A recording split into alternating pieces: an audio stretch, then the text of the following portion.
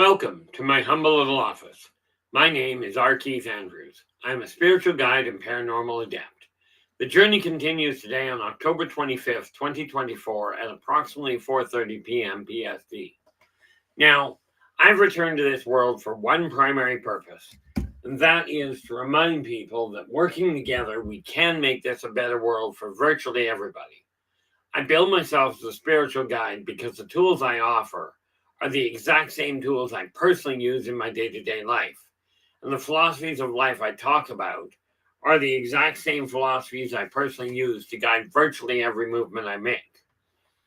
Now, with this in mind, I know these tools will work for you because they continue to work for me and have literally worked for thousands of other people over the years with varying degrees of success depending on their own personal efforts.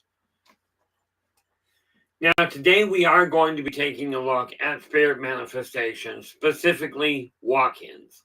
What are they? How do they come about? And what are some of the indicators? Okay, but before we get into that, we start off with a hats off to Storm, who sits in the background there, making sure technology works properly, and assuring that if we've got a problem child that comes in, I don't have another heart attack because of the stress. Okay, so number one, keep in mind, I bring the moderators in, so I don't have a problem because the only other option is I kill the stream altogether. And yes, I know I've had that from a lot of you. Don't shut the stream down. So rest assured, I'm not planning on it. Now, LA Moon is in the house, on top of working on the moderating and keeping an eye on helping maintain a safe environment for as many people as we can get away with. Okay, she also keeps an eye on my own personal health, because understanding that she can literally tell by looking at somebody whether their energy is running right. She keeps an eye on things for me to absolutely make certain I've not let that slide. This said, I did actually grab a snack before I started the show today. Not to mention, went and got my heart medication up and running again. Just cause, well, seemed like the thing to do. Now, that being said, we have Susan Ahern, the Happy Medium, is in the house with the gold. Welcome aboard, Susan. Glad you could join us. And Joe Stewart, our wonderful person with that really active cemetery in the back, is in with the silver. And there's Woo Riders coming in with the bronze. Okay, so we are getting off to a running start. We've already got 5 watching, 644 subscribers. Now, what is a walk-in? Well, basically, we discussed the whole idea. We discussed the whole idea of reincarnation just the other day. Okay, don't ask me which day, because quite frankly, I didn't even know what today was. Okay, otherwise I would have had my fish and chips instead of pierogies, but that's another story altogether. Okay, but we were talking about reincarnation. Now, reincarnation has to take place first and foremost. The soul has to leave the body in the first place. Now, a walk-in is when one person reincarnates and they've got a certain amount of stuff they've got to learn. Now, the usual issue is that kind of the person born in the body to start with, okay, the original owner of the body comes in to experience the first part of their life. Okay, now what happens is they come along, and this is just the overall way that a walk-in works. The first owner, okay, goes, I'm only looking to experience the first 4 years of my life. I desire I want to remember the birth process. That's what I'm coming for. Okay, now, In some cases, it can be decades. Okay, walk-ins don't have a time frame that they have to work on. Okay, sometimes it boils down to this. The first owner of the body comes along, the owner of the car comes along and says, I only desire to use it for a decade. Then I'm done. Okay, but we got a whole bunch of other people tied into this. So the owner of the body goes, okay, when I hit 10 years old, and this is done before the original birth, they turn around and go, okay, at 10 years old, I don't have a purpose for the body. But these other people that are tied to it, such as mother, father, friends, you get the picture. That body will have had a decade on this planet to build a rapport.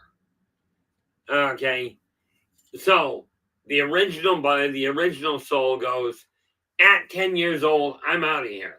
Another soul goes, I've tried the birth thing, never really had a lot of fun with it.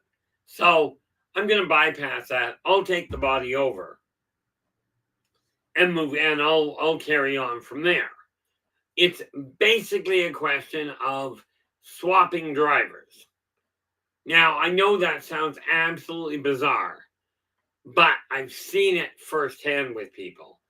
And one of the key factors is you've got all of this energy coming in and a definitive way of looking at somebody. Maybe you know somebody like this. Everything's going tickety-boo. There's no trauma. There's no accident. There's no murder that they've witnessed. They just all of a sudden one day they're behaving completely differently. Okay, maybe it's literally a linguistic thing. The kind of words they're using when they're talking. Maybe it's they started off, they couldn't hit the broadside of a barn with a baseball bat. One night, they wake up in the morning, and all of a sudden, they can do pinpoint strikes with a baseball bat to put a ball right in the corner of the field. Okay, now, before I go any further here, I'm just going to scoot back up. And we have Susan Ahern is in with the gold. Joe Stewart is in with the silver. Will Ryder, you are in with the bronze. And I saw somebody else pop in here. Rachel, welcome aboard. You are in with honorable mention. Now, my being a working medium is why I've been able to see these things take place in person. Okay, and it really does look like, like the day is going fine, and all of a sudden, if you happen to watch it happen, the soul gets out of the body, but just like changing drivers, and some of you my age would recognize this, younger than me, maybe not. Okay, it was normal when I was growing up for drivers to be on the fly. Do not do this, guys. Right now, it's illegal. Even back then, though, it wasn't illegal. Like when I was a kid back in the 70s and 80s, in the 1970s, 1980s. Okay, back then it wasn't illegal to change drivers, but it was still dangerous. So I'm telling you, don't do this, especially not with a real car. Okay, but when you're looking at a walk-in, there can be a marked change. Maybe it's their athletic ability. Maybe all of a sudden they're being able to calculate mathematics in their head. Whereas before, they were trying to do addition with only their fingers. 1 + 1 = 3. That's another issue. That, by the way, is the theory that's the theory of relativity. It is not mathematics.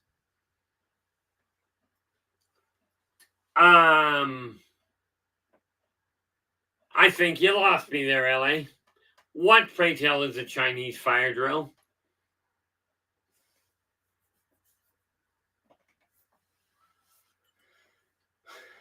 Oh, somebody grew up. I'm looking at this. Either you grew up watching Mr. Rogers, or Your Munchkin is.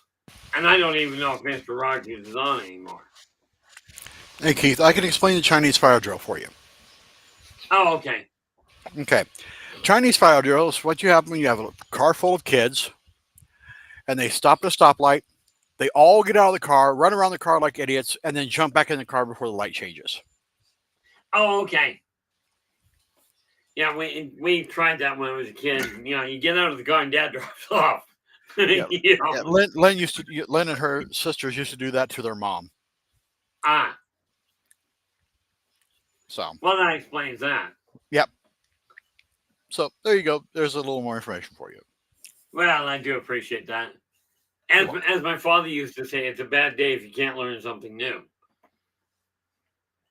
You know, when we were growing up, it was simple. You learned to keep your backside on the seat because if you didn't, Dad tapped the brakes and you put your face on the back of the front of the back seat, on the back of the front seat.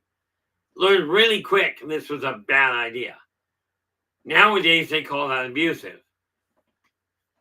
When I was growing up, we just called it standard practice.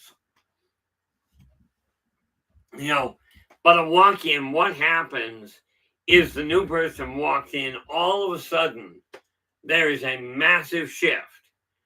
Now, if we're just talking minor shifts, okay, especially if you're looking at kids in their early teens, okay, that neat little wonderful thing, males and females alike go through it. They get into the early teens, they hit puberty, sometimes in the late childhood. Unfortunately, with the amount of additives and chemicals being added to food at this point, quite often you'll find kids can hit puberty as early as 8 or 9 years old. This is not their fault. Okay, this is a problem of society's gotten way out of hand on it, at least in my eyes. But a walk in, what happens is all of a sudden the personality shifts. Okay, when I mean all of a sudden, I mean basically overnight. Now, I've seen it take place. I think I've seen it take place in older, in 40, 50-year-olds. I've seen it take place more commonly in your early 20s. Okay.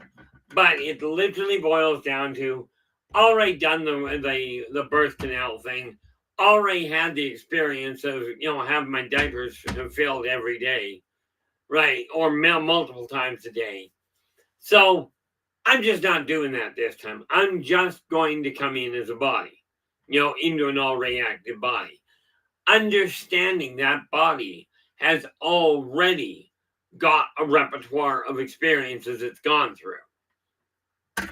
Okay, so there will certainly be an adjustment period. Now, aren't you guys glad I'm playing with this and not the knife that hangs on the wall behind me? Okay, people have asked me, why do I play with knives? Well, they don't make as much noise as keys. That, by the way, is a letter opener. But walk-ins themselves, okay, I've heard people sit down, let's see, we got Rachel here. And Anthony Sains, I hope I pronounced that right. If not, my apologies. Anthony, how you doing? Glad you could join us. And there's Renee Andrews coming in as well. And look at that. We are a whopping 15 minutes in and we've already got 7 people in the room. This is fantastic. And again, guys, if you have questions, or more to the point, when you have them, absolutely ask. Put the questions in the chat room in all caps so I can find it. Okay. And yeah, I look at some of the things we did.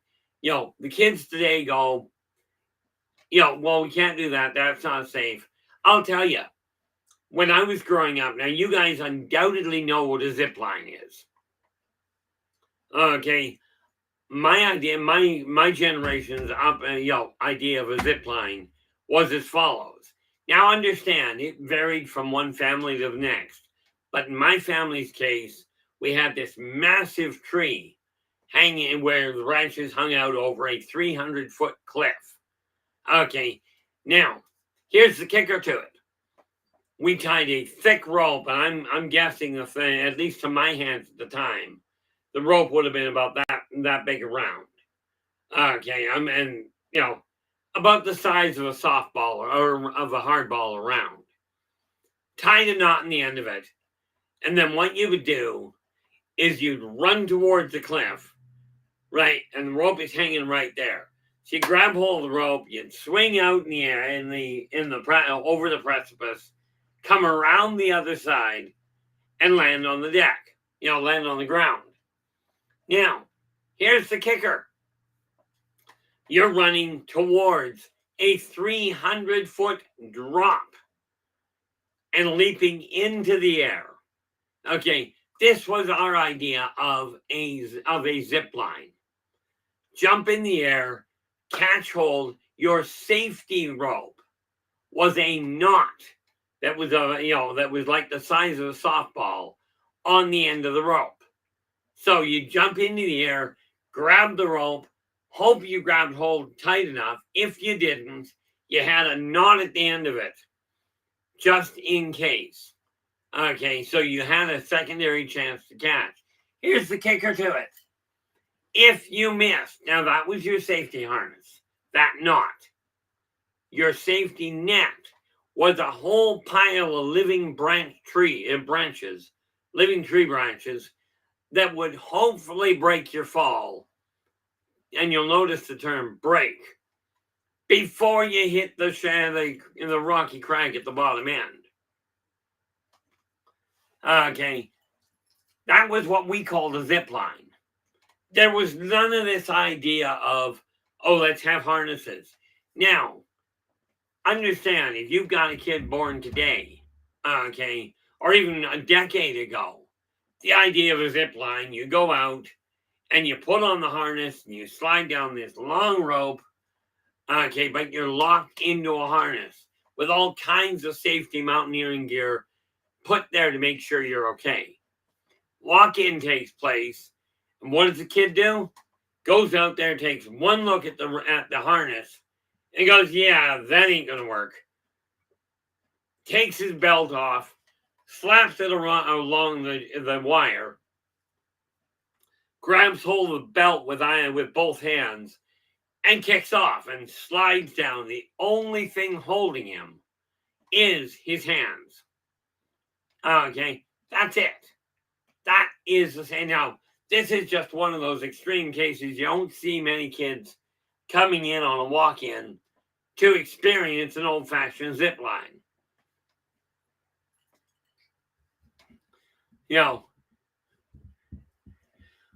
But for me, when I was growing up, it was really a simple issue of you take a look.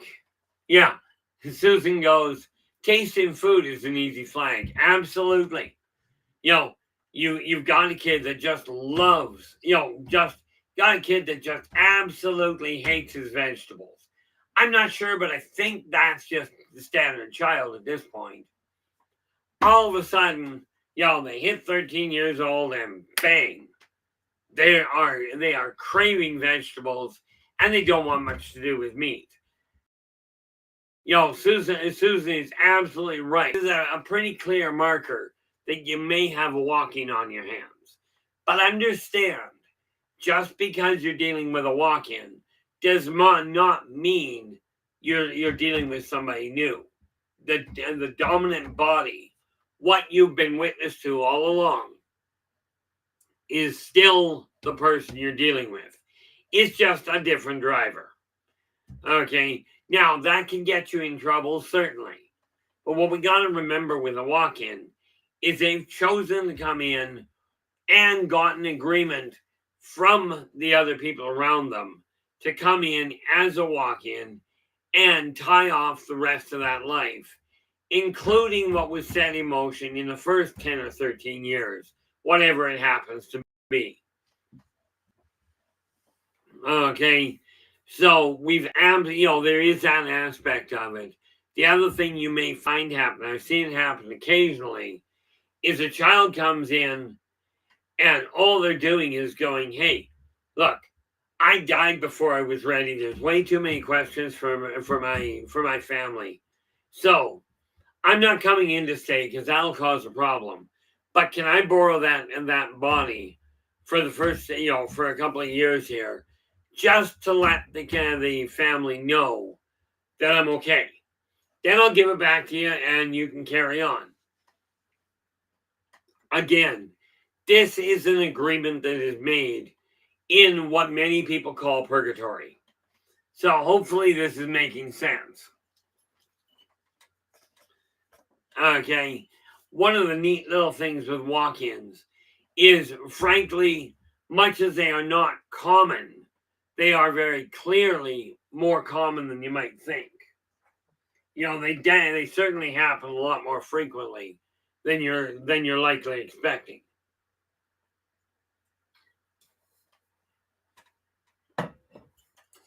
Now, I know, in my case, I've been a medium for years. I know there's a couple of you that are active mediums that you can communicate quite readily with the deceased. Therefore, you guys may well have had first-hand interaction with a walk-in. Okay, so people get to figure out how they want to deal with things. Given the number of times I've passed away, and there's a lot of options. But the dominant aspect of anybody's life, even in a walk-in, is brought in line by the experiences that the body has gone through. In all fairness, LA is just asking, does trauma precede a walk-in? Not always, but it does provide an open door. Okay, it is much more common that severe trauma, and bear in mind, trauma, birth, death, puberty, sudden shock to the system, as in, get caught in a house fire, nearly die, so you end up going, from smoke inhalation or what have you. But yeah, when you get a severe trauma, and I've seen it happen, I'm pretty certain some of the rest of you have. You end up with a house fire, for instance. The person goes into the burn unit because they're really badly burned, and this is why I said it can happen later in life.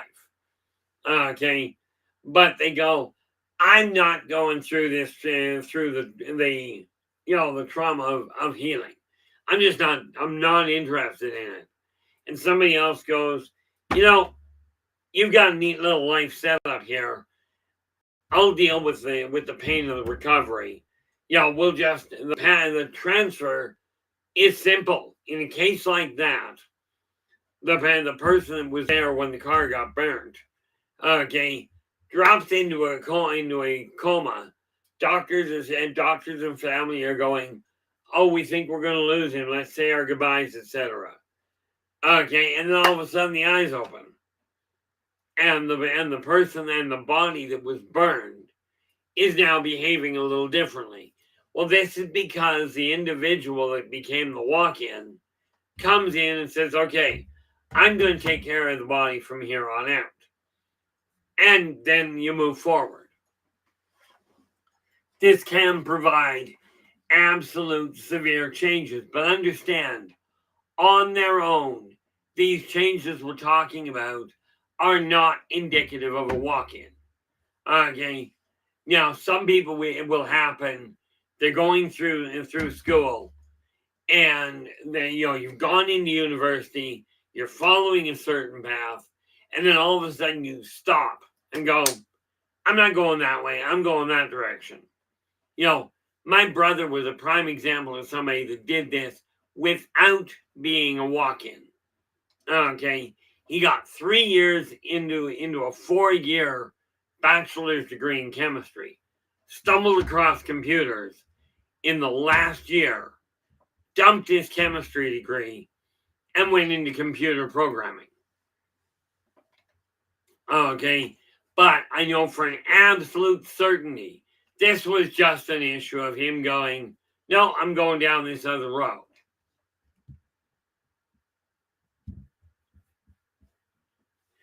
Now, here's the neat thing, Joe. Joe's going, I may have experienced a walk in. I'm not quite sure. Well, here's the thing.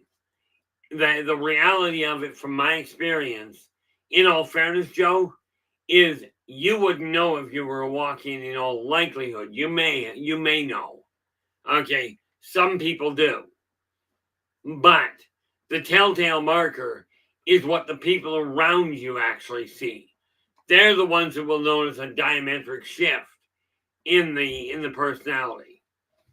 The individual that takes over sometimes remembers the shift, sometimes doesn't. The odd part is, in most cases, if somebody is a walk-in, okay, they don't go, I may have. They literally go, I know I came into this life this way.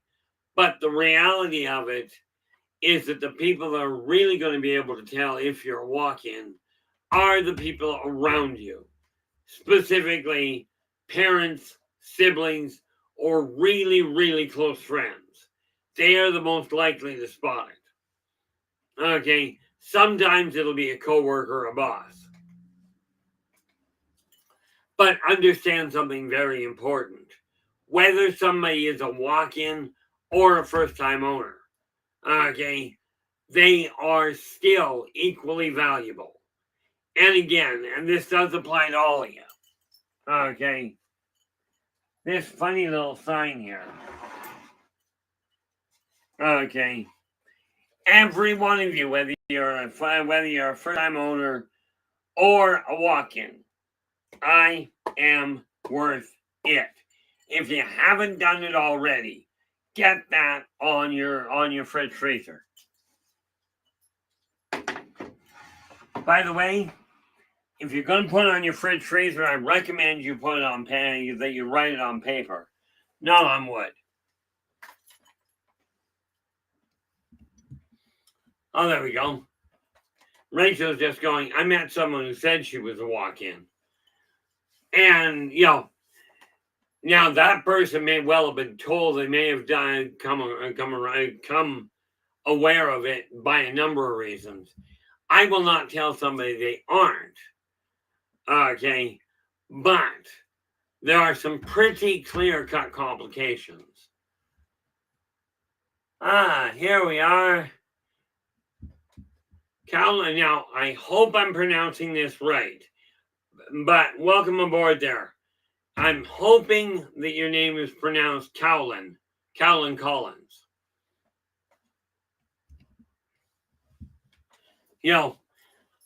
Welcome aboard. We are growing here, and we are, look at that, holy mackerel. We are a whopping, what are we? We're a whopping half hour in, and we've got 9 in the room. This is fantastic. In my eyes, anyway. Okay. But yeah, when we're looking at a walk-in, it literally, thank you so much for the clarification there, Colin. The reality of it for me is I prefer to be able to pronounce somebody's name correctly, especially if I remember it. I'll tell you, meeting people in person, that's a bit of a problem for me. It's getting better. But when we are dealing with walk-ins, they are coming in to tie off something in their life. They've got a program, they've got a goal that they didn't complete. And maybe it was a question of their life ended the last time at, let's just pick 10 years old for a point. 10 years old, they had come in, they had this goal. They really desired to get this done. They came in for wisdom, and for the wisdom, let's say, around horse racing. Okay, they desired to be a jockey, they were on track for it. But an unfortunate accident cut their life short.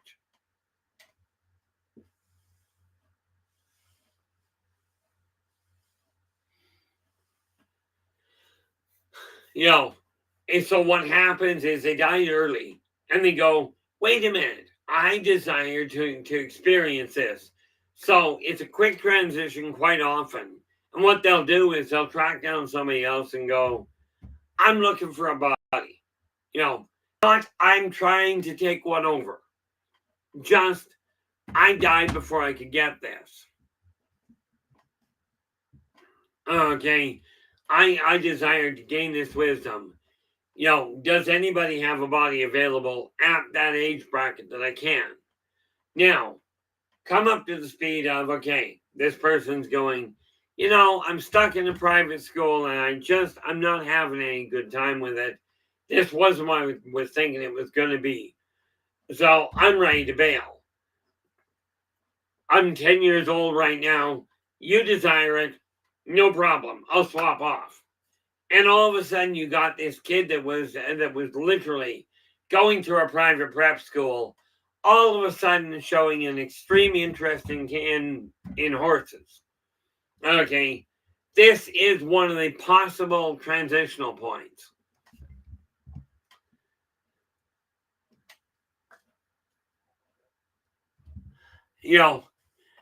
Yeah, and Joe, that opens, and Joe goes, my parents, he goes, my parents, definitely now that I think about it, and this is something that is a one-to-one issue. In other words, if you are a walk-in, there's nothing wrong with that. It doesn't make you Dave, doesn't make you special, doesn't make you different any more than you being born in one side of the country makes it different than somebody being born in another part of the country.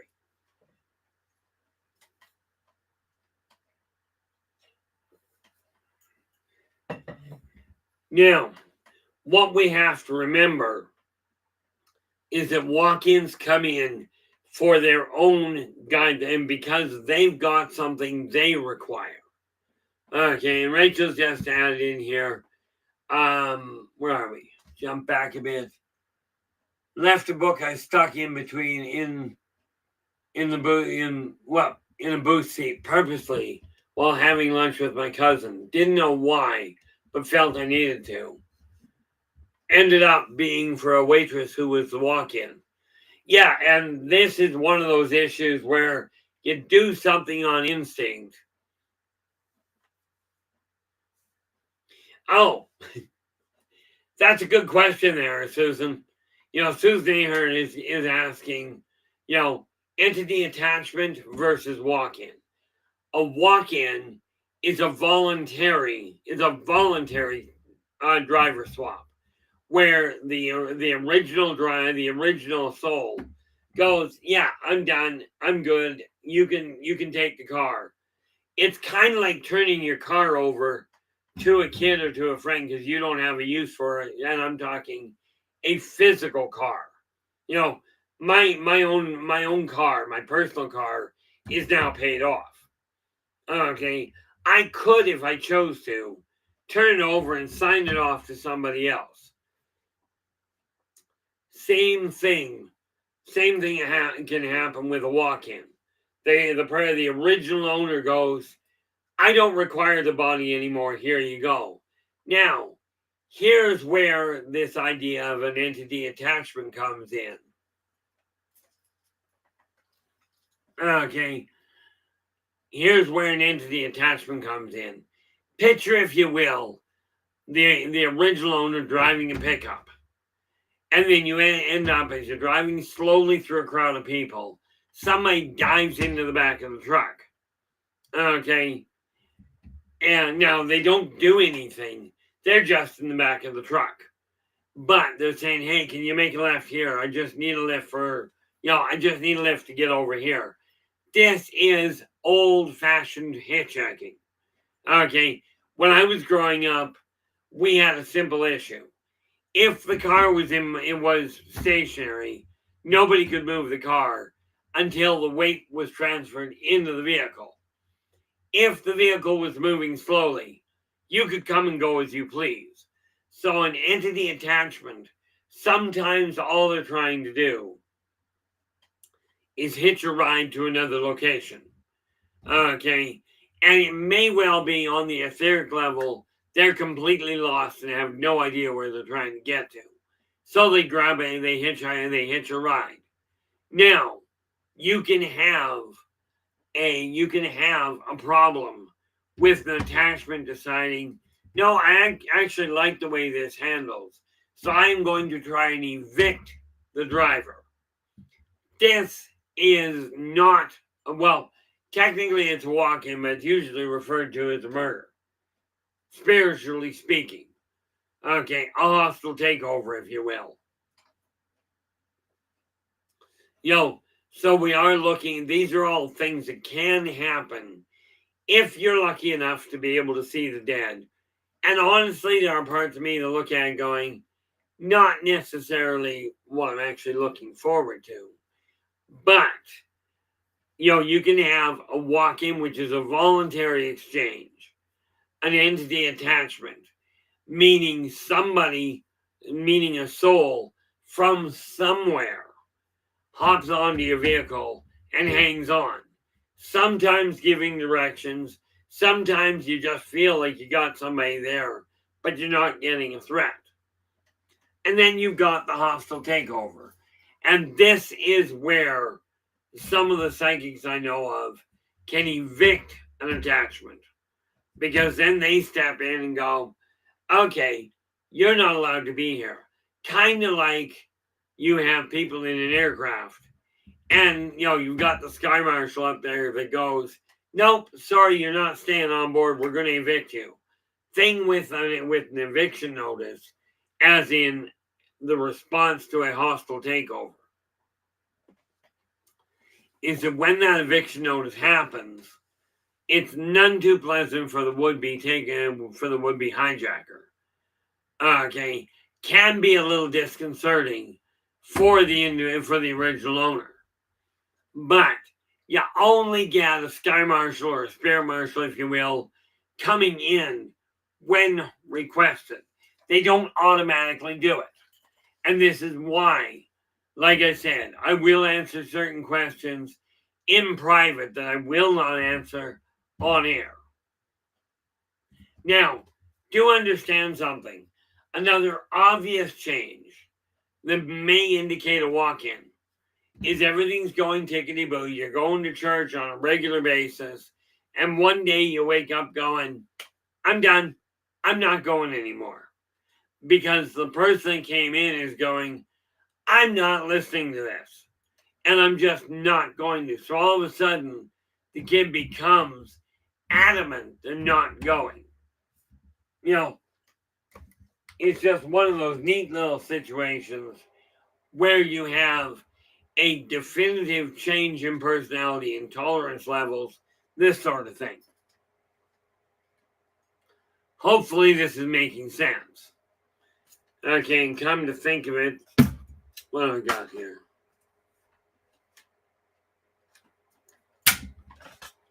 This is where this neat little list thing of mine works like a charm.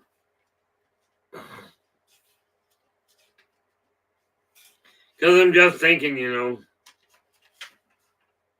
good. Remember that thing I mentioned about the list? I was looking for, I am looking at different topics to hit over the next little while. And this is just one of the ones that we're going to have to deal with. The idea of takeovers and what have you. But with a walk-in is a broad term. Okay. And I do mean that in the sense of a wide term, not a slang, borderline derogatory term used against some people.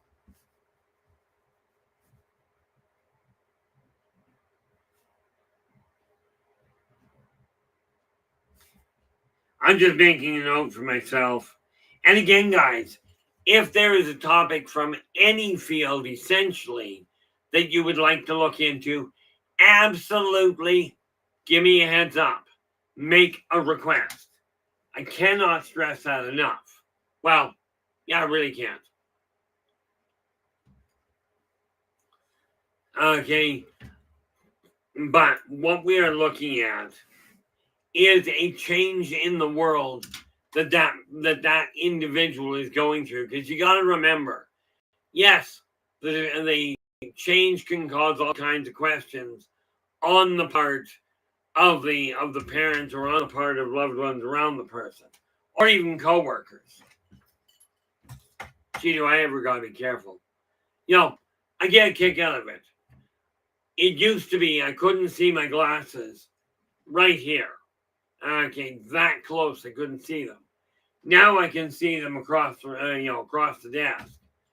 The problem, I can't read that over there anymore. That's the chat room as you guys are seeing it, but that's where the questions are that I can actually read. But what I was saying, I gotta be careful, is when you move your hand.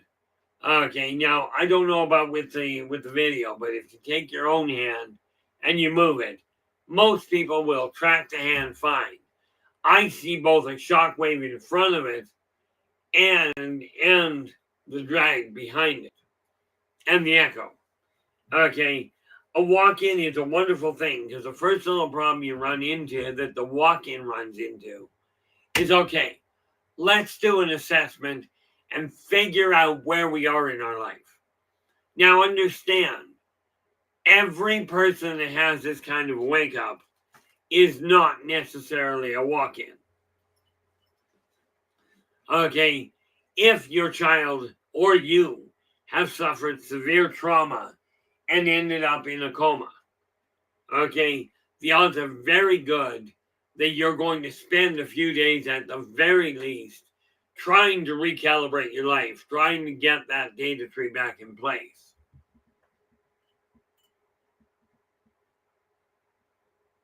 Oh, there we go. Yeah.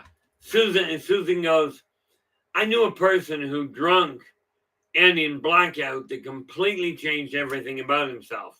Yeah, that's not usually a walk-in. But you got to remember and bear in mind, I was an alcoholic and a drug addict. And in most cases, if somebody gets drunk to the point of blackout, what it is the biochemical and the biochemical configuration of the body triggers all kinds. It's basically, it puts a temporary ghost drive in place. But if it's the same person, it just takes what ends up happening on the whole is the minor, what are the controlled or submerged personality traits are all of a sudden flipped over and brought to the top. Picture, if you will, back in the 70s, I'm sure you guys remember lava lamps.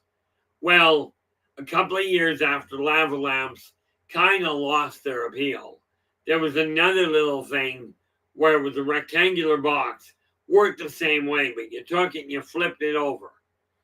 Okay, it wasn't heated or anything. But when you add extreme amounts of alcohol and or drugs, quite often this will cause perceptions to totally flip, but it's still the same person. Now, I knew somebody, I remember meeting one that every time they ended up blacking out. And they were almost so bad that all they had to do regarding blacking out was go to sleep. And they would wake up carrying themselves differently and speaking a different language, one they could not speak when they were awake before. Okay, in a case like that, though, now that can be a dual drive. In other words, one person lives. It's kind of like shared custody, if you will, or a shared vehicle. Okay, I don't want to sink all my life in. I like the chaos. I like the confusion. So they go, okay, how about if we share the body? And every time we go to sleep, this is the same thing as every time the driver gets tired. You pull over to the side of the road, go to sleep, the other driver gets up, walks around, gets in, and now you can drive. Okay, this again is just another form of a walk-in. Okay, but it leaves the original still there. All in all, there's a lot of variables around walk-ins. And this is why I say, because there are so many variables, when you have a question, absolutely ask, but remember to put it in all caps so I can find it. Okay. I knew, as a matter of fact, the sad part is, by the way, getting blackout drunk does not mean that all of a sudden you're going to be a different person. I know people that used to get blackout drunk to the point that they really didn't remember what they were doing. Okay, but being blackout drunk or absolutely fried egg fried, okay, does not necessarily mean you're looking at a walk-in. Sometimes you just simply overwork the system.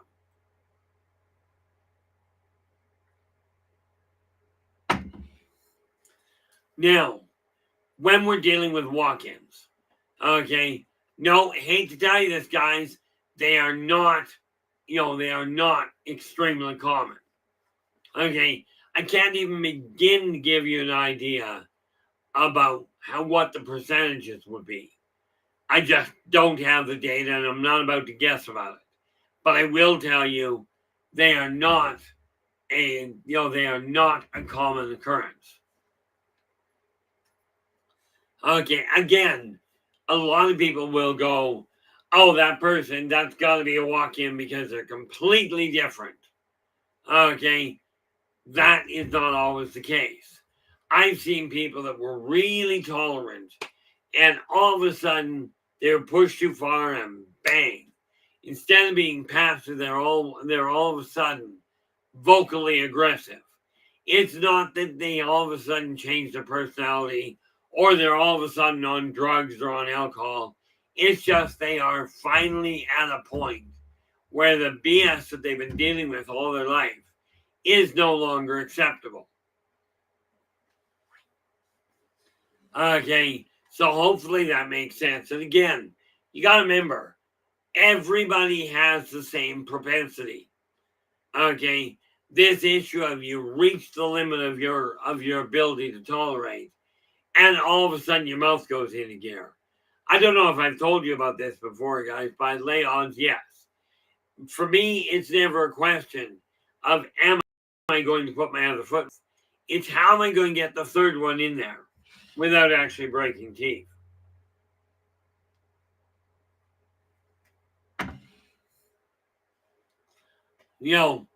But with this in mind, walk-ins do have a very viable use. Sometimes it's a case of, okay, I was working on this formula, on this scientific breakthrough. I hit a stone wall. And it's my last lifetime, so I hit a stone wall. And the reason I hit the stone wall was tech wasn't high enough. But I've still got this piece of equipment, this formula that I was supposed to bring in. Technology didn't catch up. So here I am 30 years later, and technology is now available. Now, maybe the individual has turned around and gone, hey, they've got the technology. I really am so bent on completing that project. I just need access to a body to do it. This is one of those other issues that can precipitate a jump.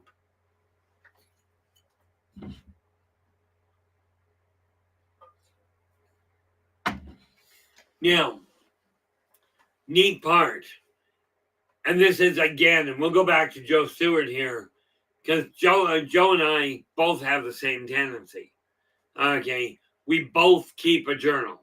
He calls it a dream journal. I call it a journal that sometimes contains dreams. Okay. But if you're keeping a dream journal and you start that when you're really young, and somewhere along the line, all of a sudden things shift over, that's where you're likely to find quantifiable proof or quantifiable indications of a potential walk-in.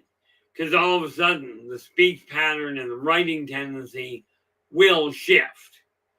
Okay, same thing can happen if the walk-in coming in is left-handed, replacing the body of a right. And you see this on occasion with people coming out of a coma. Okay, where they went into the coma only able to write right-handed. They come out of the coma, the right hand doesn't respond, but now they're perfectly at home with the left hand. Okay, this is just one of those little things. On its own, it is not indicative of a walk-in. On its own.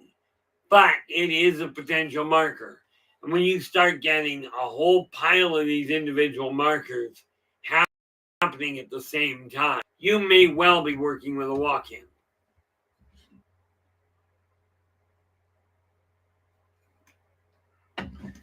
And yes, in answer to that unasked question, walk-ins can occur and quite often do occur during dream state. But do not fear going to sleep.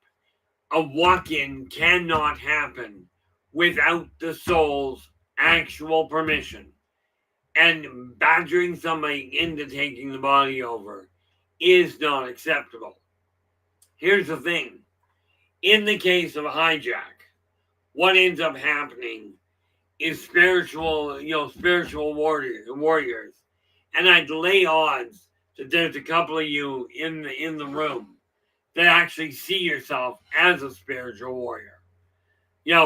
But the spiritual warrior will go on the offensive in order to evict the walk-in and return the body to its original owner, which is indicated by sudden shift back to the original. So I'm hoping this is making sense.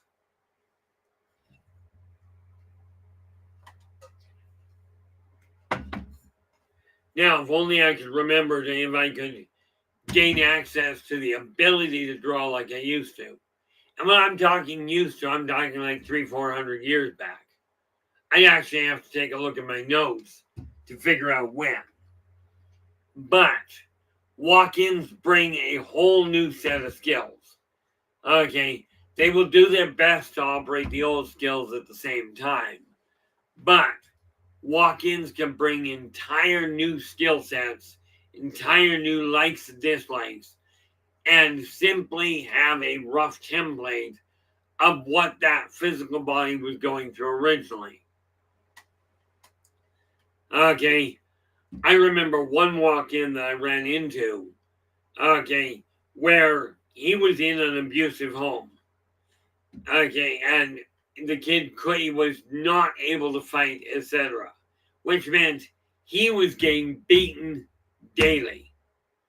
Okay, now, many of us in this chat room would look at that and go, if they're getting beaten daily, if the kid's getting beaten daily, this is not the act of a proper parent. And therefore, I hope that he gets his comeuppance, if you will. You can have a walk-in that comes in and goes, okay, you're being beaten. And I watched one guy do this.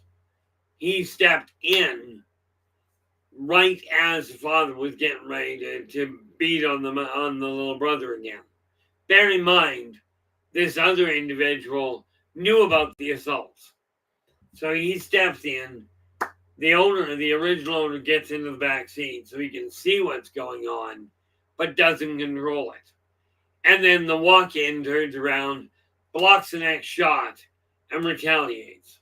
Net result, all of a sudden, by what seems like a miracle, all of a sudden, the child is pulled out of the equation because the parent has all of a sudden come to realize they're no longer safe in that environment. And you'll notice I said the parent isn't safe. But again, this is not on its own indicative of a walk-in.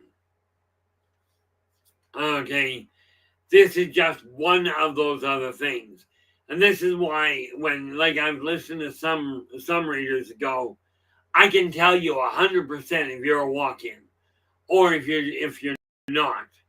I will tell you in my world, there is no 100%. Okay. Even with my stand online.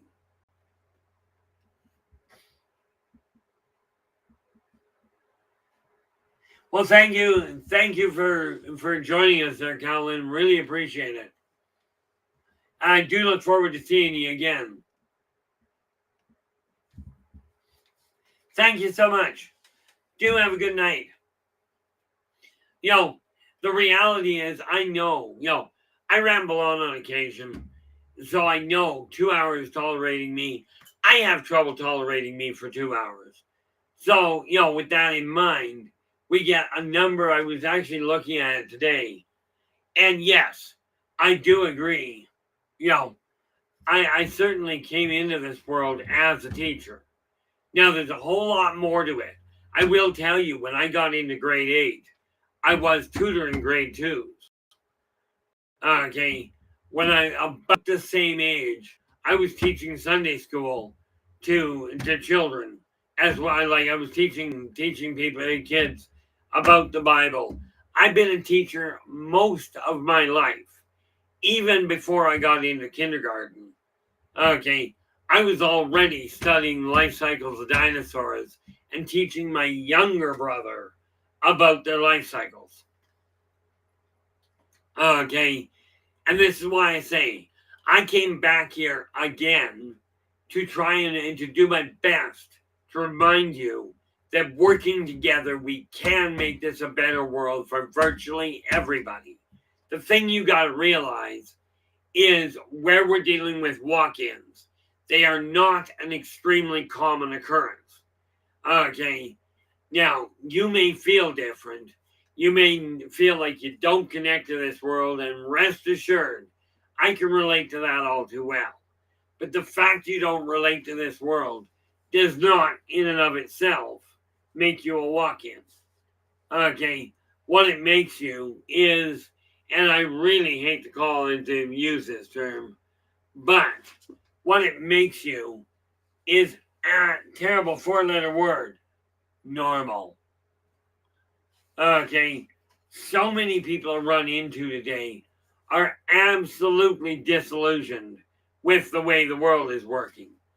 A walk-in is just one way to get around it. Okay, but this is done on the spiritual level. And by the way, guys, this time before somebody goes there, no, people that are attempting suicides are not trying to invite a walk-in. They're looking for an out from whatever they're going through. Now, yes, what can happen if a suicide is not successful, as it were. Okay, it does create an open door for a walk-in, because clearly the individual trying to commit suicide wasn't happy with the way their life was. Okay, and before anybody goes there, no, we are not going to be showing anybody or talking about effective ways of suicide. We're not doing that. I will tell you, dying, I've done it often enough, not suicide, but dying. Dying is easy. Painful as all get out in more cases than not. But the real challenge, the real adventure is living.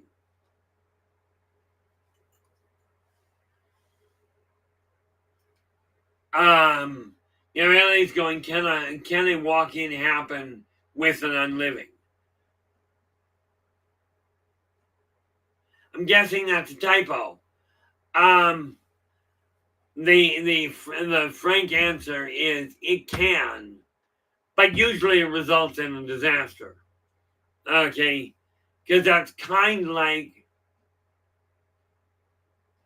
oh, LA, appreciate that, and we just won't use that again. You know, technically you can have a walk-in as a you can have a walk-in in an unliving. Problem is, it's kind of like taking a vehicle with a seized engine. Okay, and this is why most of the time, like if you're asking, can a walk-in step in?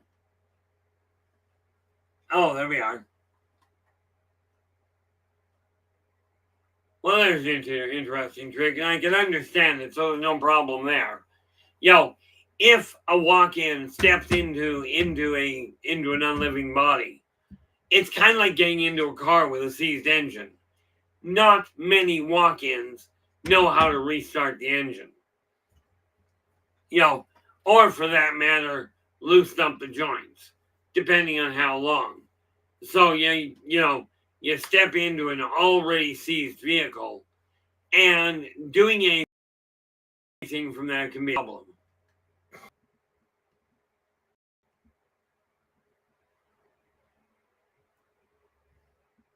What have we got here?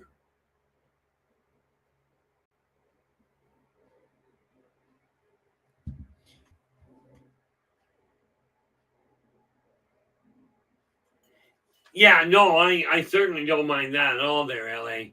LA's just giving us a little bit of an awareness update. Because again, my ability to research on the internet, not very renowned in a positive fashion.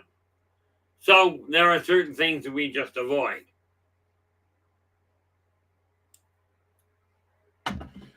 But you can, you can, and some people do, voluntarily swap off to let a walk-in take over, because maybe their life is just not gone. Like, for instance, in my case, and rest assured, like I said, for me it's simple.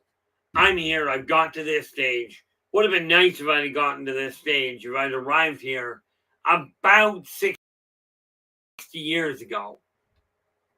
Okay, and thereby avoided my current financial stresses. Right? I could theoretically go, yeah, I'm done with this. I'm going to step out. Somebody else can come and take this over. I've got a rather out. I hate high pitched whines. I came to the conclusion I dug myself into this mess. Albeit, I dug myself into the mess I'm in because of a lack of information. And the other day I got an apology for that. But theoretically, my life has been a shambles, financially speaking.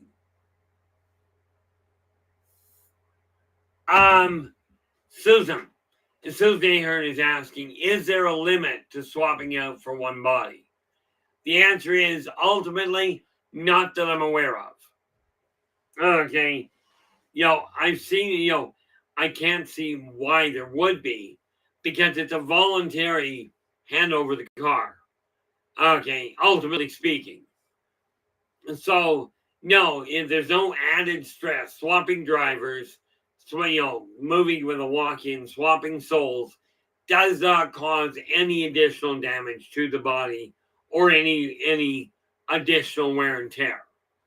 So, to the best of my knowledge, I've never seen a limit ever put. Okay, that said, I also have not seen more than one, maybe two swap offs at the most. Robert White, how you doing? Glad you could join us. So, no, Susan, as far as I'm aware, there is no limit to the number of walk-ins that one body can deal with. That seems to be, it's almost like having a company car. A whole pile of people use it as necessary. By the way, if you take a look at the description of what a walk-in can cause, there are, and I'm not getting into it because I'm going to extrapolate from this, there are some indications that certain illnesses, certain mental misalignments can be caused by multiple repetitive swap offs. Okay, but again, with that in mind, that can be stabilized. And I'm talking about the idea of a community vehicle. That can be stabilized where one can be guided to have dominant control over the vehicle and everybody else plays as a passenger. Okay, making requests for where they desire to go. So, I mean, all in all, we are absolutely looking at a situation. Ken, how you doing? I do feel for you. I tried being sick about 6 months ago. Tried to cold out for a couple of days. Figured, the 25 years I had without it, I can go back to that happy. Like I just don't see the point in getting sick anymore. It annoys me, and it's extremely uncomfortable. But I do feel for you there, Ken. The thing is, there is something I have come to understand, especially with dealing with some of the walk-ins I've dealt with. There is virtually nothing, if your body has created it, if you've got a short in your physical body, whether it's in the body itself or in the head, in most cases, with a little bit of guidance, that damage can be rectified and stabilized. Okay, but I do caution you with that little comment. If you're right now seeing a doctor, if you've got somebody you trust in the medical profession, stay with them. They undoubtedly have more training than you do. Okay, but walk-ins have a neat little thing. Yeah, they didn't have to go through the first part of that person's life, but they now have to figure out what that person's life was, and then they got to figure out how to and mesh it in as close as possible. Picture what happens if you've got a family that is very focused on one aspect of living. Okay, and just for an example, you take somebody in high society. Okay, and the person they go, I've had enough of this life, and they are looking at it from a soul standpoint, and that's SOUL, soul. Okay, from a soul standpoint, they're going, I don't desire to live this life anymore, and they arrange in the etheric world to swap off and have a walk-in take over. Okay, so the person that was there is no longer driving, but the body is still alive. Obviously, this means it carries on, but now this newcomer, well, they grew up as a pauper, and all of a sudden there's a golden opportunity to experience the the higher society. Well, you can picture what kind of chaos that's going to bring. Okay, because all of a sudden this person from from a poor community has all the money in the world. Ow. Okay, these are just some of the things that can happen. But like I said, much as walk-ins do happen, they are not extremely common. And I will tell you, the people that spot them the quickest are the people that are right there involved with the person prior to the walk-in and with the person after the walk-in. Because it'll be just subtle changes. Maybe the person didn't raise an eyebrow when seeing something odd. And all of a sudden they are. It just happens so naturally, the people witnessing it may question whether it's real.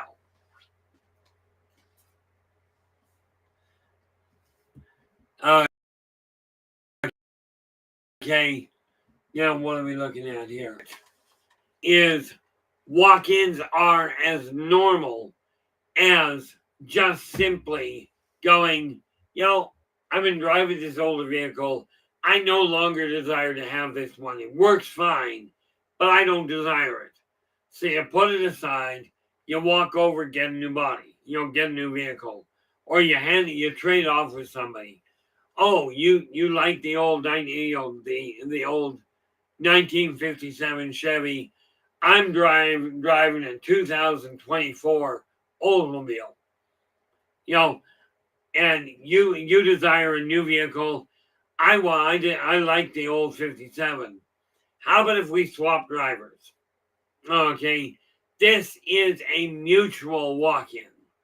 Okay, because they are just simply changing vehicles. Nobody dies, nobody gets sick, just overnight personality shift gear. The reason it happens usually at night is because it's safer. Think of it this way: if you're changing drivers in a car, which do you think is safer? Not which do you think is more interesting. Which one is safer? Wait till both cars come to a stop and then get out and play this whole game of swap.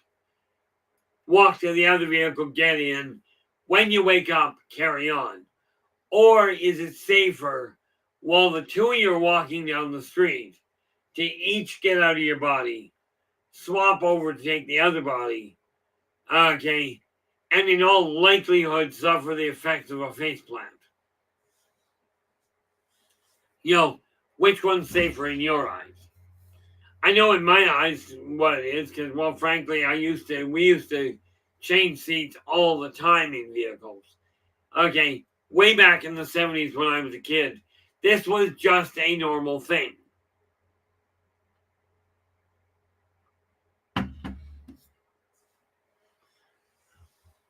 So, hopefully this is making sense.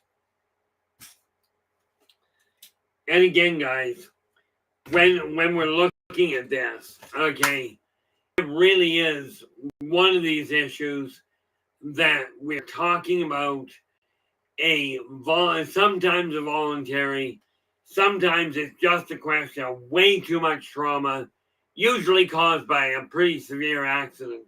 Sometimes that severe accident doesn't even involve the individual.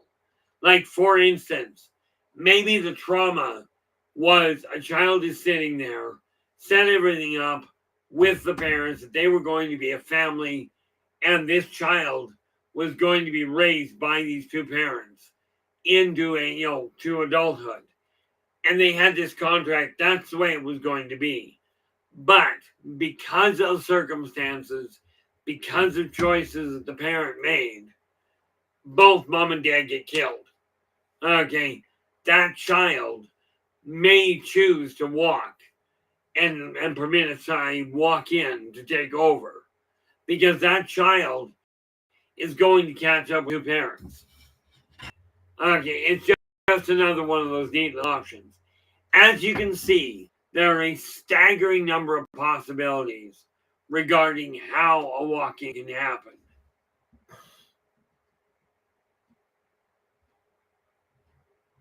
What have we got here? Joe goes, to be honest, journaling down that experience in my dream journal, I did myself one heck of a pat on the back for that. And you really should.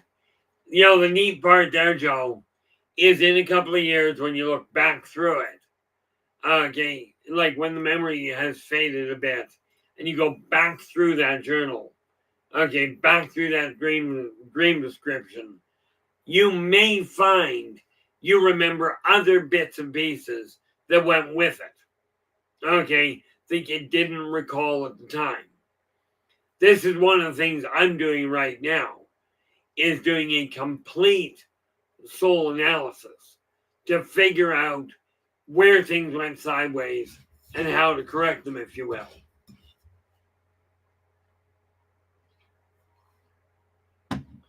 So, all in all, we are looking at a whole pile of options. Now, let me ask you this. Does anybody out there have any idea as to what a good reason in your eyes would be to voluntarily have a walk-in take over your life? any idea why you may choose to do that? I'm going to give you a minute to actually come up with to see if anybody comes up with an idea. I'm not going to leave it hang. I will give you an option. Okay. Because there's a lot of reasons that people have done things. Some of them not so bright.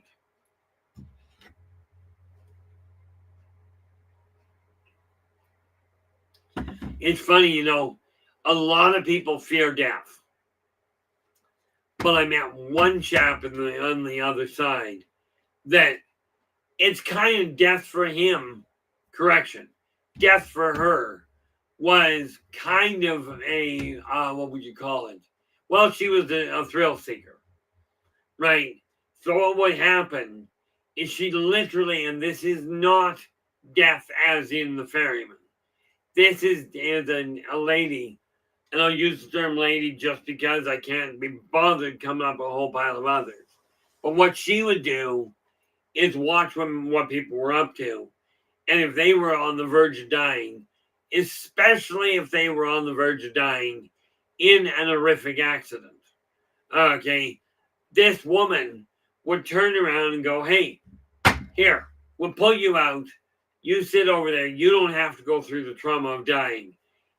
For me, it's a case of, man, what a rush.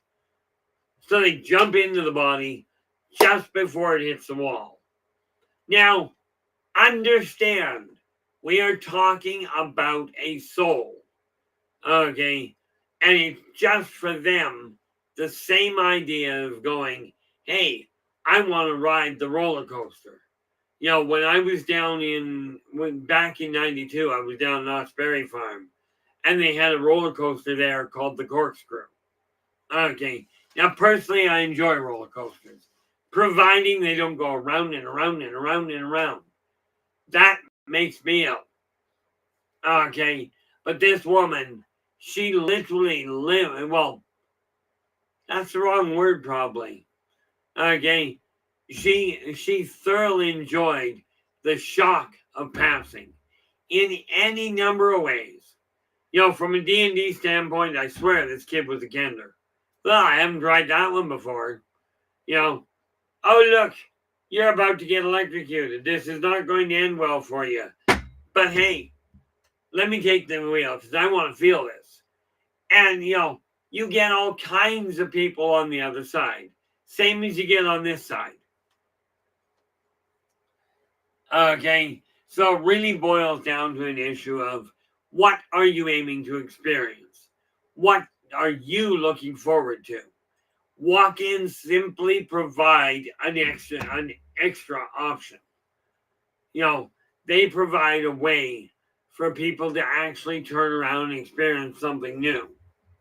Besides that, if many people, because especially with humans, because we are taught fear death.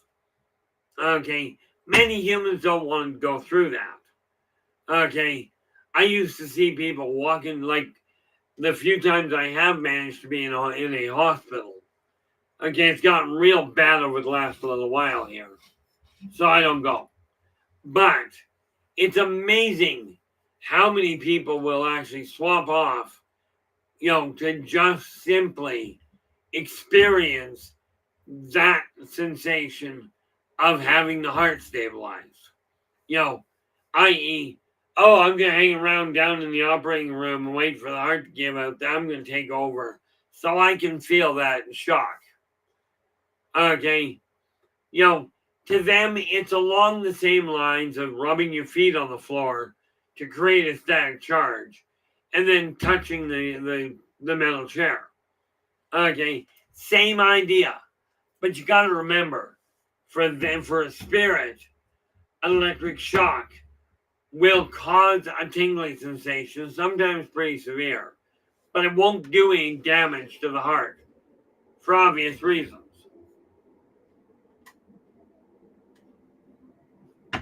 At least I think they're obvious reasons.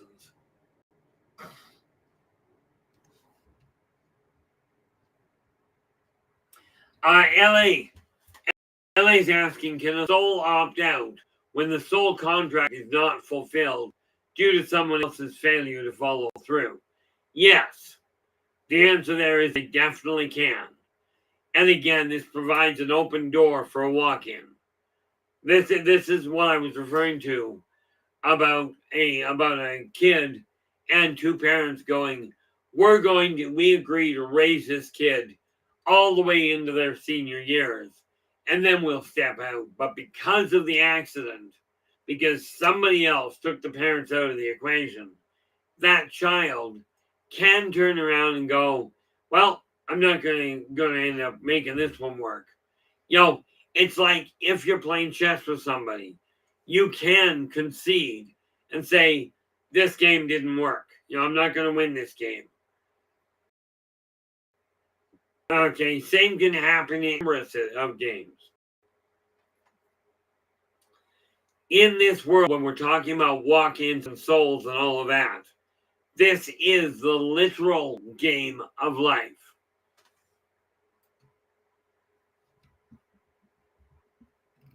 Just scrolling to make sure I didn't miss something. When you look at this life, at this life that we're living in, as a game where everybody is equally valuable, and this is why I say you follow 3 karmic laws. Be true to yourself first.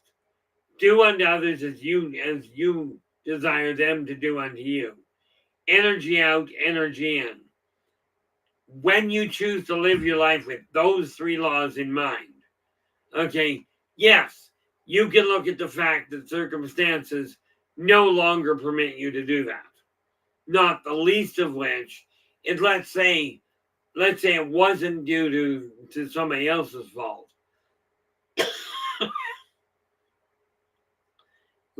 Let's say you were aiming at becoming a world-class athlete. You came here to experience actual track and field. You were going to take up the 400-yard dash. Okay. And you were going to train and become the fastest person on the planet by training. Okay. So you go through your life and oops, broke the leg. Can't run anymore.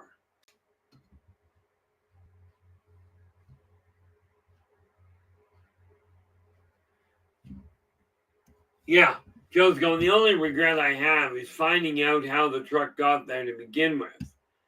If it was not human. But I know for a fact it was not human. Well, the neat part is, when you're looking at matter relocation, it's actually not that hard. Okay. Basically, when you're looking at a vehicle like that, I'm betting that it was an optical overlay. In other words, it was likely a ship with a truck hologram over it. And rest assured, their holographic components are a staggering amount ahead above ours. Okay. Now, the neat part there, Joe, is you can regret it if you'd like, but I find regret is usually overrated, personally.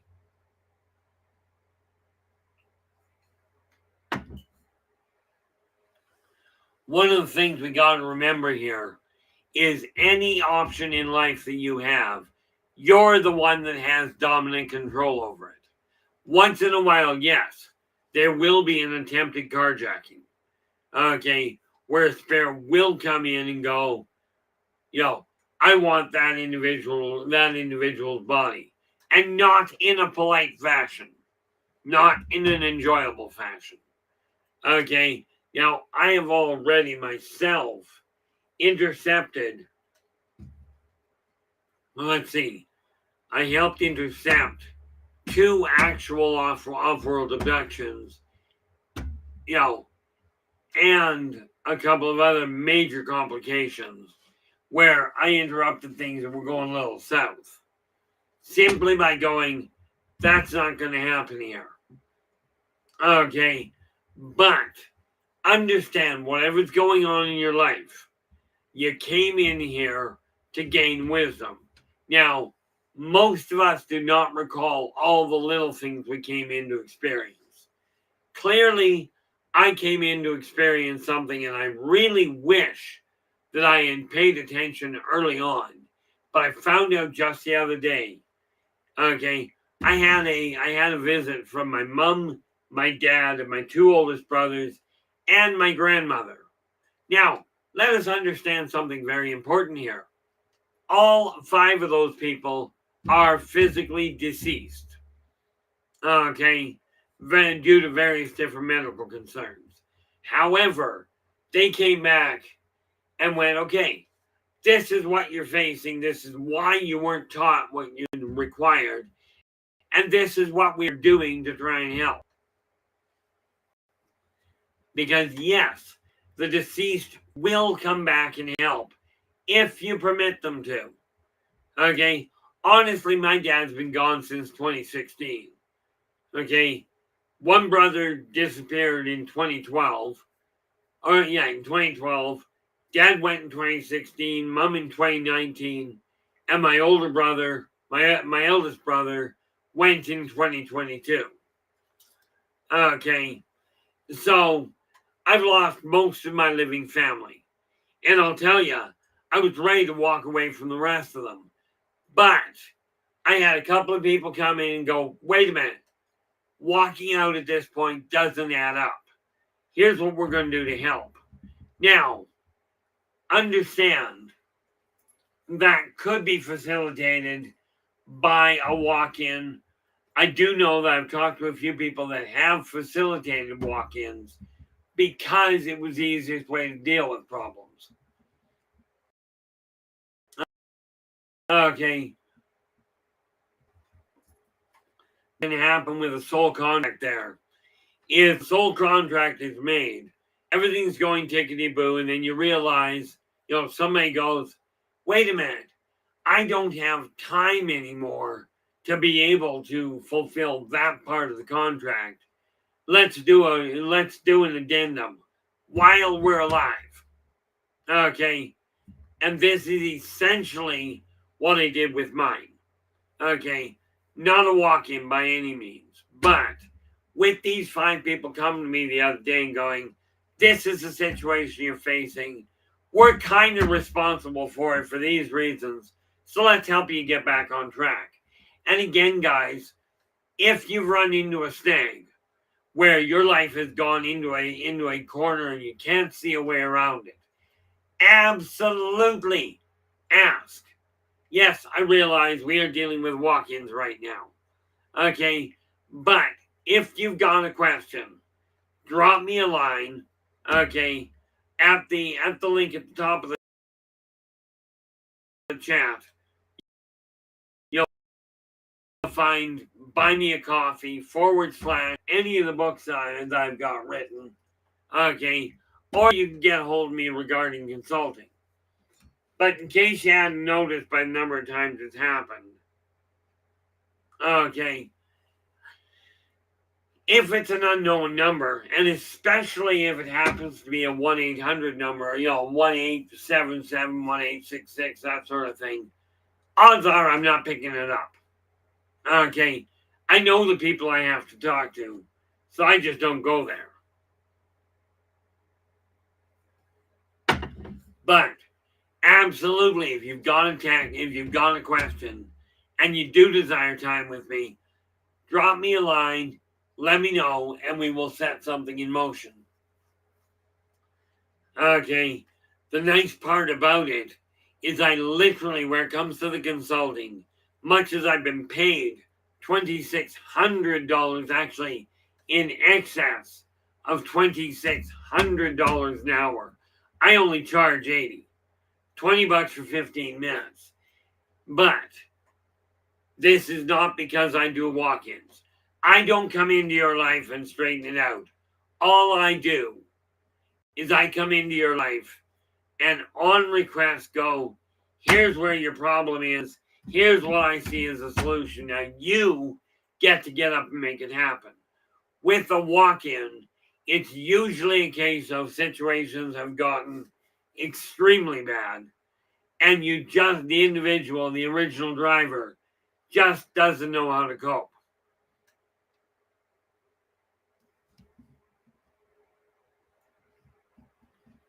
Okay.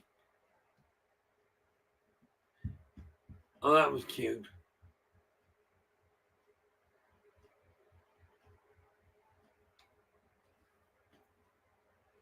Well, so what we're looking at is walk-ins can happen on behalf of the individual walking in or on behalf of the person walking out. But it's a mutual decision. A hijacking is where the soul on the outside is going, no, I desire to take this body now, with or without your permission. And that's where some of the people like me, okay, some psychics can turn around and actually help dislodge the piggybacks. Okay, the piggybacks, the Klingons, the attachments. Some people like myself and a few others in the room know how to do that. Where basically they come in to the back of the truck where people are going, no, I want to take control. Grab them by the shoulders and toss them out of the vehicle. Usually if we're called in to remove an attachment, it's not to talk them in and talk them into giving up. It's usually a question, get them out of my life so I can have control back. And remember, if you bought the vehicle new, okay, in other words, you were born into it, you're the one that has total dominant control over whether you keep it. Yes, there are hijacks that take place, just like there are carjackings that take place in today's world.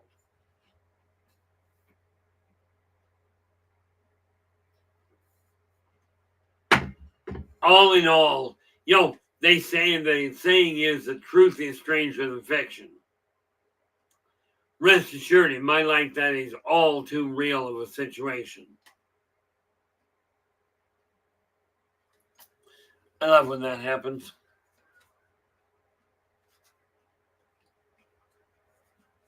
Not to worry, pure salt. Well, as pure as it can get. So we are looking at a situation where walk-ins are a real setup.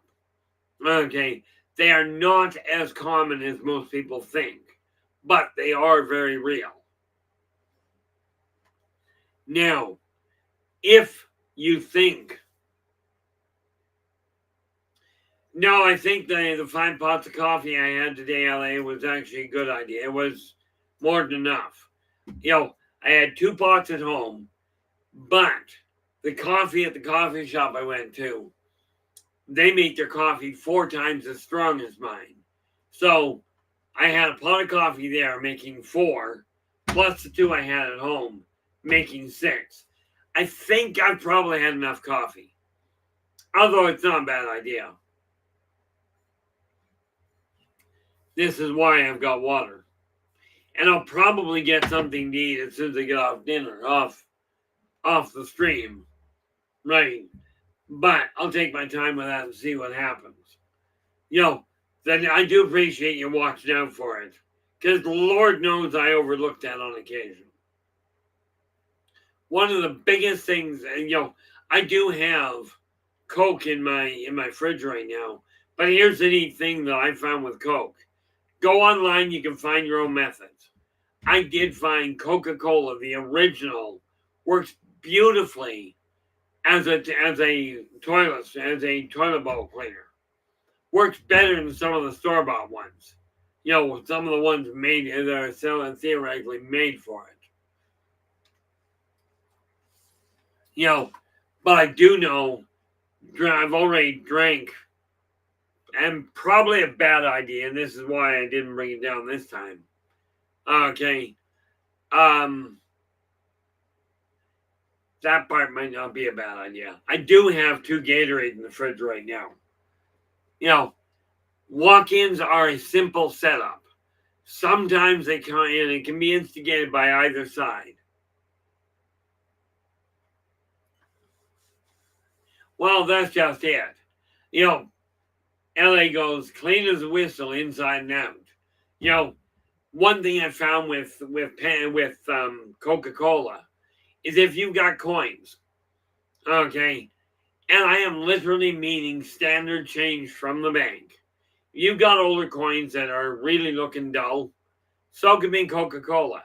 Now, I am no professional cleaner. I'm just telling you what I literally do myself. Soak them in Coca-Cola. Okay, leave them there overnight. Careful, leave them too long, you don't have the coins anymore. Okay, but you leave them for a few hours, rinse them off, and all of a sudden you got polished coin. Same thing happens with a number of different things. You come to think of it, I wonder if that would happen, if that would work. Haven't tried it on some of the black on the cookie sheets I've got. Don't ask, I don't know.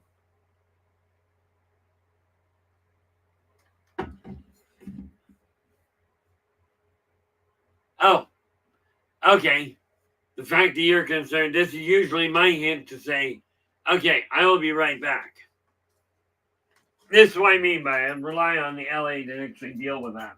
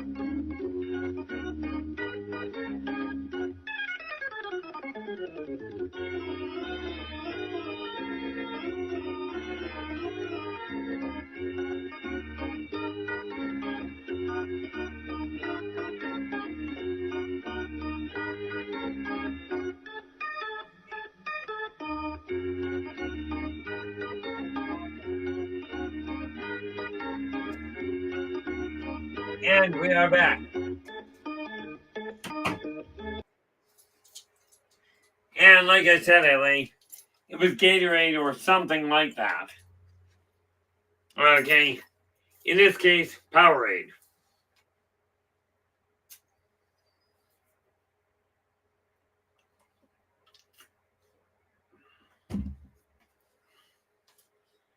But yeah, I figure, I probably had enough coffee. 6 pots in one day, that's probably enough. But I mean, that's only, 6 pots of coffee and 12 cups to a pot. We're looking at 60 to 72. Okay, cups. Which ain't a bad run in my eyes. Well, probably is, but that's okay. Now, with that in mind, like I said, we're looking at walk-ins. Oh, okay. See, I figure worst case scenario. I'm sitting online here. My blood sugar dropped so far. I pass out and die. But rest assured, for those of you that are silly, I'm not looking at checking out. I told a young lass that I was going to turn around and marry her one day and get 20 to 30 years with her. So, letting my body collapse, not a wise way to make that happen.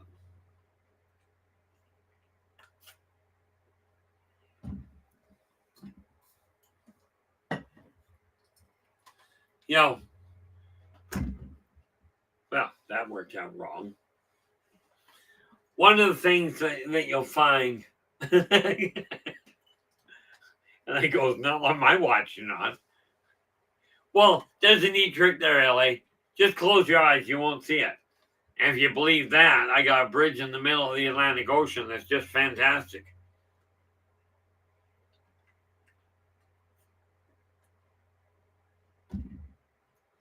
But walk-ins are a natural, well, I was going to call it a natural occurrence. They are a normal occurrence. They just are not as frequent as people may think. And this is why I said the individual that is a walk-in,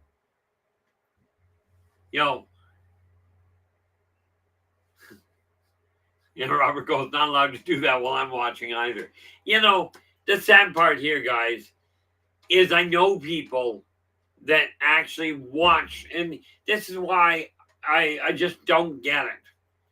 People pay so much attention to the pain and suffering in this world. Myself, I tell people, work fascinates me. I can absolutely sit and watch it for hours. What doesn't make sense to me is how many people, what does make sense to me is how many people go out of their way to watch misery. I had one friend years ago, he used to make a habit of reading the obituaries. And the outcome was funny in one sense, but you got to be a little twisted to find it funny. I asked him why. And he goes, well, I just want to make sure my name doesn't come up. And sure as shooting, within a month of that comment, he's going through the obituaries, and somebody had reported him dead. Okay, it was billed as death by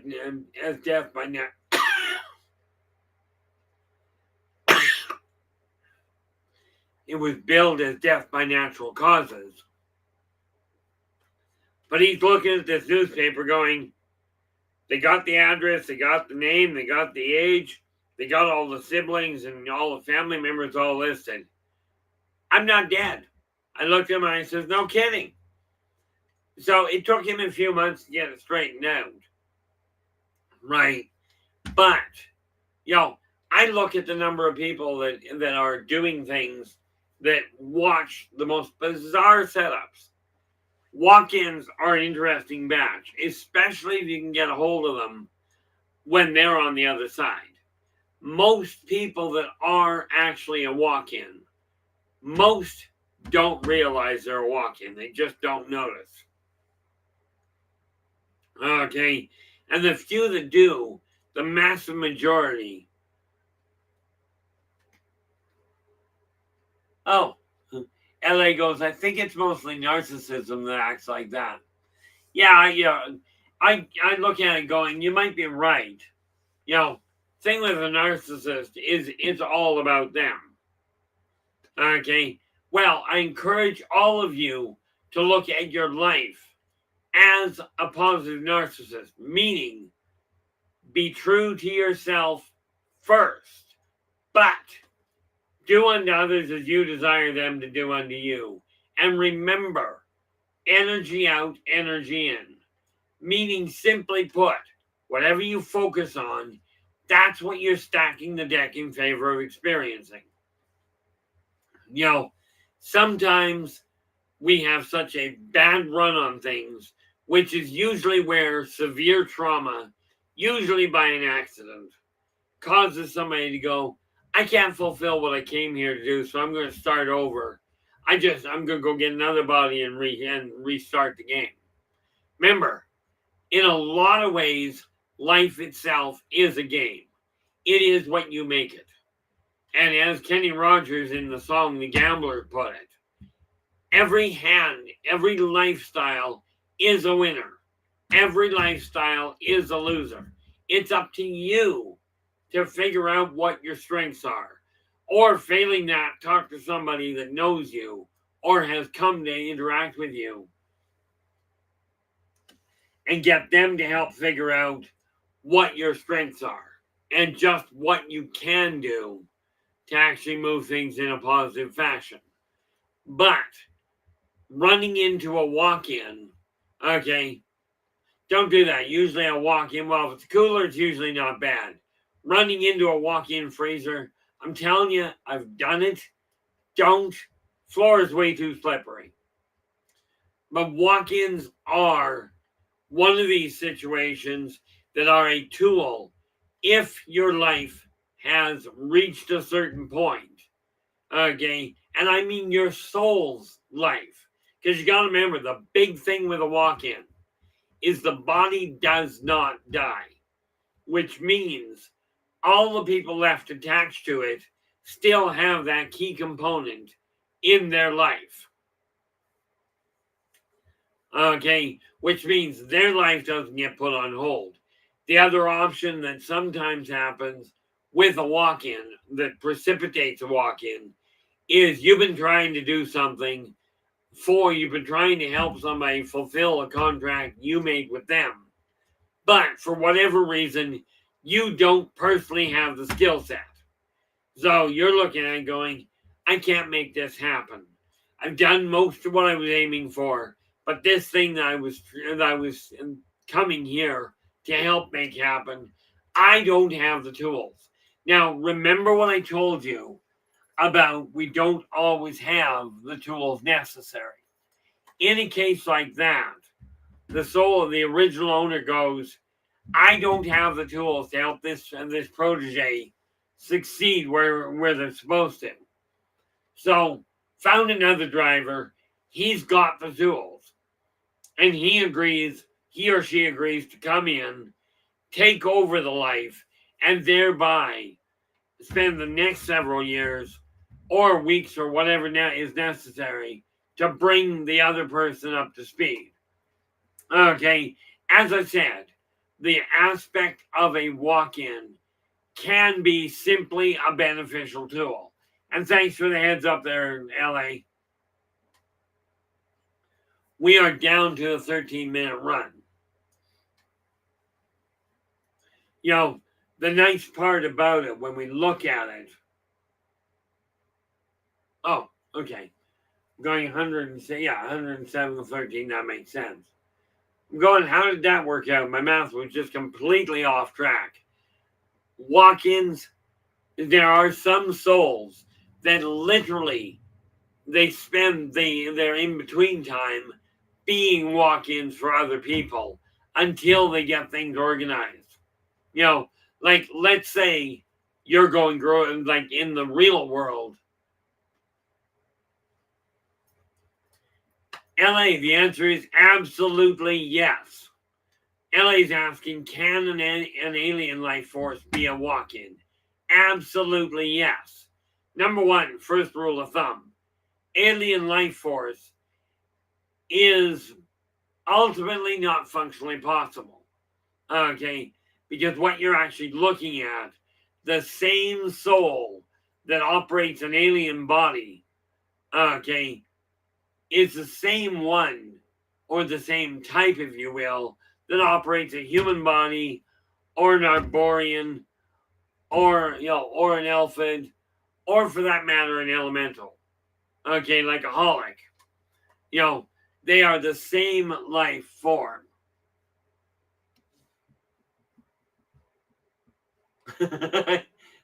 Robert goes, they'd be rollings in my life. Yeah, wouldn't that be a shock for everybody there, Robert?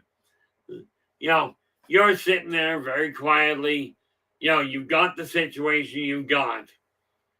And all of a sudden, that leg of yours that doesn't work right for a lot of reasons, wouldn't that be a stunt? You're sitting there in the hospital or you're sitting there in the coffee shop, and all of a sudden you get a tingly feeling and you pull a Deadpool, and all of a sudden that limb replaces itself. Okay, can anybody say Exorcist in the extreme? I mean, I can see that being a real showstopper. Probably caused more than a couple of heart attacks.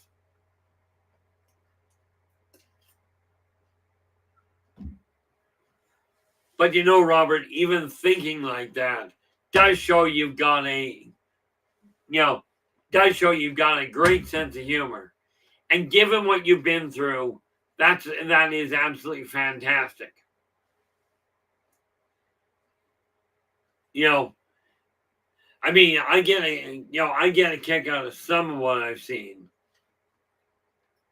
You know, some of the things I've seen. Now, understand, I was personally using the term parallel psychological phenomenon before it was an accepted word.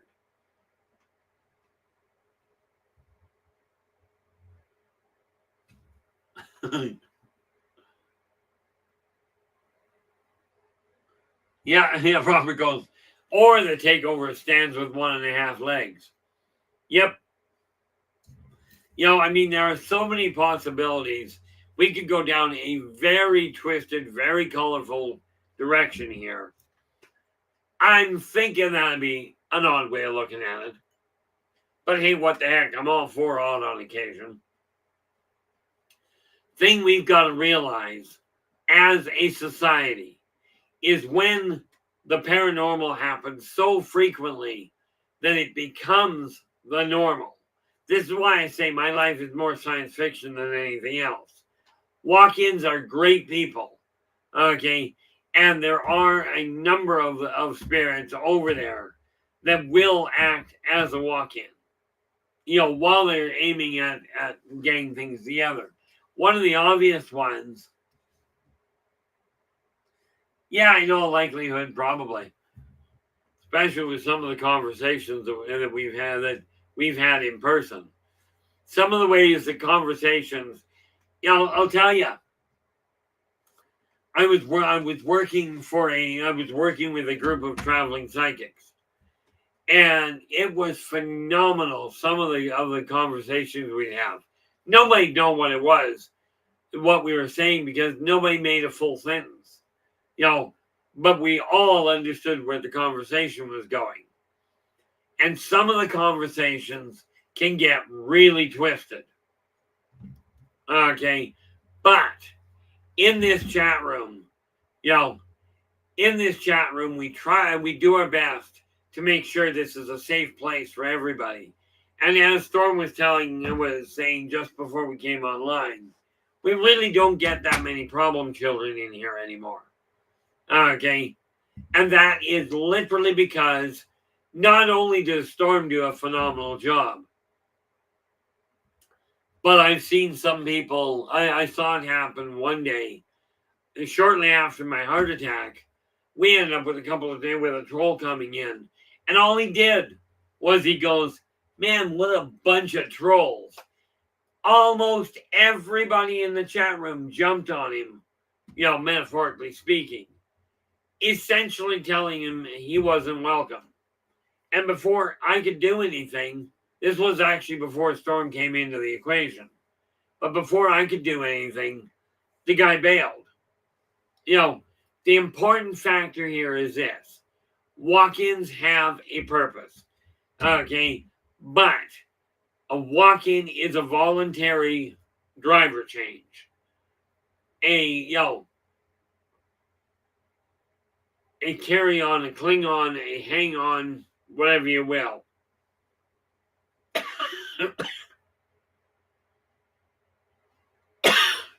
Hell, any of that, you know, those can happen when somebody's just hitchhiking or if they're trying to take over. But if somebody is trying to take over, that's where people like me come in and go, no. Takeover is not accepted. Kind of like a troll in here. we end up with a trolling here. And any one of you is welcome to say, hey, you're not welcome here, chap. Absolutely, anybody can say that. If you see somebody picking on somebody, absolutely, I got no tolerance for bullies. Okay. That said, now, I don't know what we're doing tomorrow. We're supposed to figure that out. But I'm just informed we just hit the 5-minute mark. So, with that in mind, thank you so very much for sharing your time with us today. Really happy to say we've had, well, the peak I saw was 16 in the chat room. Okay. Absolutely. I will be back again tomorrow. I got to figure it out. But with that in mind, I will be back again tomorrow. Today, thank you so very much for sharing your time with us tonight. We will return tomorrow. But until then, do take care of yourselves and each other.